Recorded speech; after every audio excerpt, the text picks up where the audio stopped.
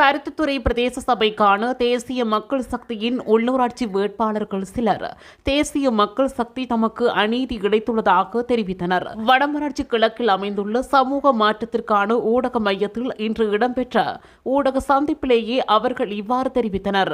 மேலும் அவர்கள் தெரிவிக்கையில், கருணசிங்கம் கமலஹாசன் வட்டாரம் 11ஆம் வட்டாரம் வேட்பாளராக 240 எனக்கு மக்களால் வழங்கப்பட்டிருக்கின்றது.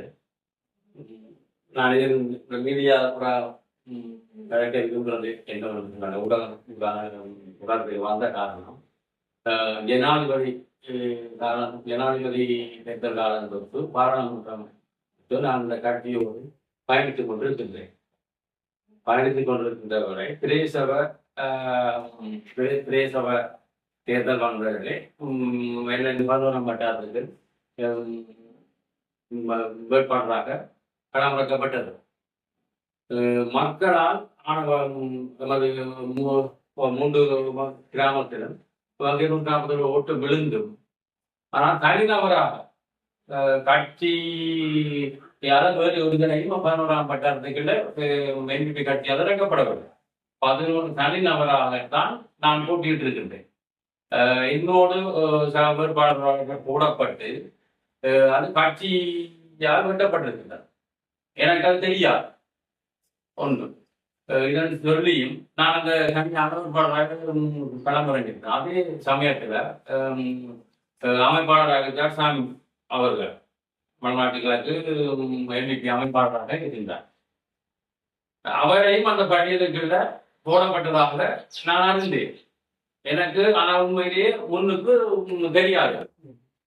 இந்த பணியிடக்க வழியான 23 வேட்பாளர்கள் பரந்துர பிரதேசபையில கேட்ட 23 பேருக்கு நாம் அவர்களும் வழங்கி இருக்கின்றார். ஆனால் 2 நபர்கள் கேட்க வேண்டிய இடத்தில் என்ன தனிநபராக இறங்கப்பட்டது சாமி அவர்களை போடுவதற்காக. அதுக்கு பிறகுதான் எனக்கு தெரியும். ஆனால் அந்த கட்சியோட பயணித்த வகையில இன்னைக்கு மக்களுக்கு ஒரு நல்லொரு நீதியை நாங்கள் வழங்கியாகும். இது சம்பந்தமாக பாராளுமன்ற உறுப்பினர்கள் வட அரசியல் துறை மனித அவர்களோட எல்லாம் ஜாப்பான காரியத்துக்கு சென்று நாங்கள் இது சம்பந்தமாக கலைக்கப்பட்ட பட்சத்தில் மனிதவால் செல்லப்பட்டது போல அமைச்சர் எடுக்கிற முடிவெடுத்தது. கடந்த அமைச்சர் எடுக்கிற முடிவெடுத்தது. அதே மாதிரி குமரன் பாராளுமன்ற உறுப்பினரோடு கலைக்கப்பட்ட போது அவர் சொல்லியிருந்தார் எங்களுக்கு என்று சொன்னால், இது கட்சி எடுக்கிற முடிவு என்று எங்களுக்கு சொல்லப்பட்டது. ஆனால் கட்சி என்றது நாங்கள் இந்த கட்சியில ஜனாதிபதி பாராளுமன்றத்திற்கு நாங்கள் பயணிச்சோம். ஆனால் கட்சி என்றதா எங்களுக்கு ஒரு மீட்டிங்கோ எங்களை கூப்பிடையும் இல்லை. இந்த வேட்பாளர் தெரியும் நடந்ததே இல்லையா? எங்களுடைய வடமராட்சி கிழக்கு அமைப்பாளர் சாம் அவர்களை நான் கேட்டிருக்கின்றேன். இந்த வேட்பாளர் பட்டியலுக்கு ஒரு மீட்டிங் ஒன்று போடுங்க. மைண்ட் தோழராக இருந்தாலும் சரி, பாராளுமன்ற உறுப்பினர் கட்சியாக இருந்தாலும் சரி, அமைச்சரோடாக இருந்தாலும் சரி, எங்களுக்கு ஒரு மீட்டிங்கை போட்டு எங்களை தேர்தல் முடிஞ்ச இதோட 4 ஆசனங்கள் கிடைக்கப்பட்டது. ஆனால் ஆரம்பட்டாரத்தில் அவர் உண்மையிலேயே ஜனநாயக ரீதியாக வின் பண்ணி ஒருவர் எடுக்கப்பட்டது. 3 போனஸ் சீட்டு வழங்கப்பட்டிருக்கு. வட்டாரத்துக்கு ஒன்றும் வடநாட்டு கிழக்கு 2 போனஸ் சீட்டுகளும் வழங்கப்பட்டிருக்கிறது கட்சியா. ஆனால் அந்த சீட்டு நியாயமான முறையில போய் சேரப்படவில்லை. நாங்கள் கூட்டத்துக்கு எங்களை கூப்பிட்டு கலைக்கு ஒரு முடிவெடுக்க சொல்லி கேட்டு எந்த ஒரு முடிவும் எங்களுக்கு அமைப்பாளர் சொன்ன கதை உங்களை கூப்பிட்டுத்தான் எங்களை தெரிவு நடக்குமா. ஆனால் அது மாதிரி 7-8 தடவைகள் மீட்டிங் போடுங்கன்னா அது கட்சி எடுக்கிற முடிவு மீட்டிங் தான் தனிச்சையாக போட முடியாது என்று பல தடவைகள் சொல்லப்பட்டு அவர் எங்களுக்கு கடைசியாக தனது பேரை போடப்பட்டு விட்டு அதற்கு பிறகுதான் சொன்னார் கட்சி என்னுடைய பேரையும் 10ஆம் வட்டாரத்தில் பரிதாவின் பேரையும் போட்டுக்கலாம் என்று சொல்லி எங்களுக்கு சொன்னார். அது இந்த வடநாட்டு கிழக்குல நான் இந்த வடநாட்டு மாட்டி வட்டாரத்தினை கேட்டவர்களுக்கு ஒரு மன வருத்தத்தை இந்த கட்சிக்காக வேண்டி எங்களுடைய காசுகளை விட்டுத்தான் நாங்கள் இந்த தேர்தல் நின்றனாங்க. எவ்வளவு காசுகள் எங்களோட வேட்பாளர்களாக காசு செலவழிக்கப்பட்டு கட்சியால என்ன பொருட்கள் வந்து எனக்கு ஒரு 10,000 ரூபாய் மட்டும் தரப்பட்டது.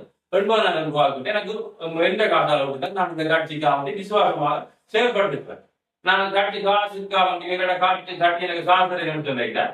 ஆனால் அப்படி செயல்பட்ட எங்களுக்கு ஒரு நியாயமான நீதி கிடைக்கல. தேர்தலுக்கு முன்ன எங்களுக்கு இந்த கதையை சொல்லி இருக்க வேணும், கட்சி எடுக்கிறதான் முடிவுன்னு சொல்லியிருந்தால் நாங்கள் அந்த இடத்துக்கு போயிருக்க மாட்டோம். எங்களுக்கு முதலே இந்த குமரன் கதைகளை கட்சி தான் எடுக்கிற முடியும்னு சொல்லி இருந்தால் நாங்கள் இந்த இடத்துக்குள்ள போக வேண்டிய அவசியம் எங்களுக்கு இல்லை, தேவையும் படாது. நாங்கள் அதை ஒதுங்கி இருப்போம். ஆனால் தேர்தல் முடிஞ்ச கையோடு நாங்கள் அவர்களை தேடி போக வேண்டிய எங்களை தேடி வந்தவர்கள் அவர்கள். ஆனால் நாங்கள் அதற்கு பிறகு கட்சியை தேடி 2 நாட்களாக கட்சி ஆஃபீஸுக்கு போயிருக்கிறோம். ஆனால் எங்களுக்கு எந்த ஒரு பலனும் கிடைக்கப்படவில்லை.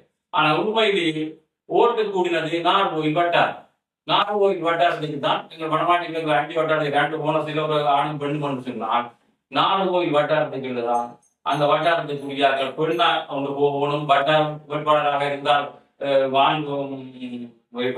வாங்குபவர்கள் போகணும். இல்லைன்னு சொன்னால் பெண் வேட்பாளர் பட்டியலில் இருக்கிறவர் போகணும். அவர்களுக்கு தான் எங்களோட வேட்பாளர் சார்பாக நாங்கள் என்ன ஒரு முடிவெடுத்தேன்னு சொன்னா கூடின உறுதியாகிறதுக்காக போச்சிடுவோம். அதே மாதிரி வேற இடத்துக்கு 10ஆம் வட்டாரத்துல கொடுக்கப்பட்டிருக்குது. அது என்ன அடிப்படையில் கொடுக்கப்பட்டதுன்றது எங்களுக்கு வரைக்கும் தெரியாது.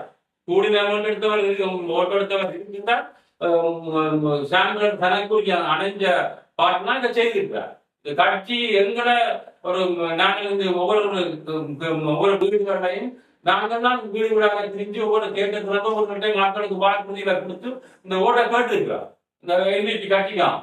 ஆனால் எங்களை சுயநலம் அமைந்த இது முடிஞ்ச உடனே எங்களோட சுயநலவாதியாக தங்கள் சுயநலவாதிகளை ஆக்கப்பட்டு எங்களால் புறந்தள்ளப்பட்டது. இது போன்ற செய்திகளை உடனுக்குடன் அறிந்து கொள்ள தமிழ் பிளஸ் யூடியூப் சேனலை மறக்காம சப்ஸ்கிரைப் பண்ணுங்க, கமெண்ட் பண்ணுங்க, ஷேர் பண்ணுங்க.